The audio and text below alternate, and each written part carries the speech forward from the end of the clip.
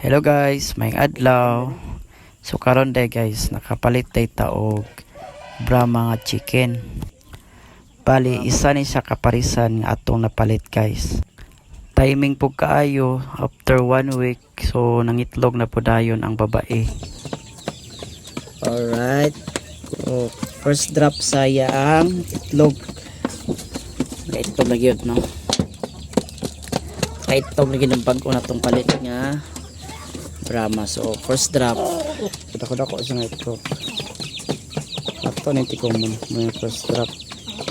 Update ikaduha nga itlog sa atong Brahma. Itong kwaon dahil natong ilisan o kaning gamay nga itlog, dami nga itlog para di madawat ang itlog niya nga original. So dili nato gibalin ang hinahina ko nga Brahma guys. Ay kaunom niya ng itlog. So another itlog na po guys sa atong Brahma na inahin. Irang ihulog diri guys. So balik kapito na siya guys nga itlog.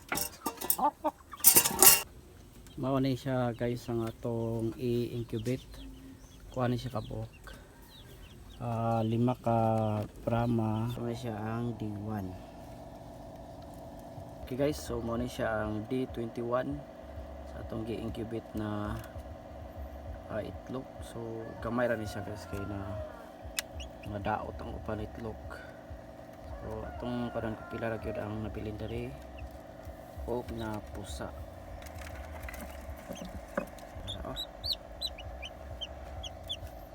Hiwi kaya tiin na guys.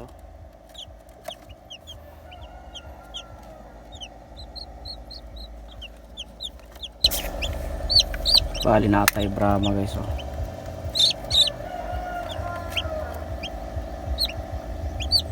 Isa ka Brahma kaya ang upala ni guys nasa sa inahan sa manok palumluman. Bali 5 ratanan ang pusa sa incubator. So muna siya guys ang duha nga pusa sa inahan. Kinangamatay ang uban itlog namatay. So na nato yung mga piso kaso lang wala kadayon piso, wala kadayon siya, so nangamatay. So duha lang gyud ang yan pusa guys no. Duha ka itlog sa Brahma. Brahma gyapon ni. So balik diri na to pagibutan guys kung 5 ka burok. So may lang mahimong mother na dayon na siya. So kanya mga anak. So litulo ra gyud tanan guys no. Ang kalawian niya na pusa. At least natay na paliwat no. Na Brahma. So langarin pa kayo guys, tulo pa gyud pa man. Jadi pataka kuana ni. Pataka release ani guys kayo. Langanin pa man, so ato pa rin padagkuon. So magpadaghan ba ta. Okay, so dili lang sa ha. Balik sa mga yung mother. So gada na tanan niya guys no? Sige kung bawasan sila mga ni guys no. Ato nang gipugad natay tulo ka Brahma na pusa kani kani kapag sila guys. So tambok kani po guys.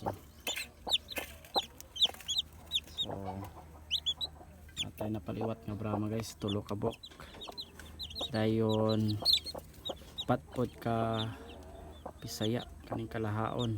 Muna ni guys no, update sa atong gi-incubate atong sa 23 sa March.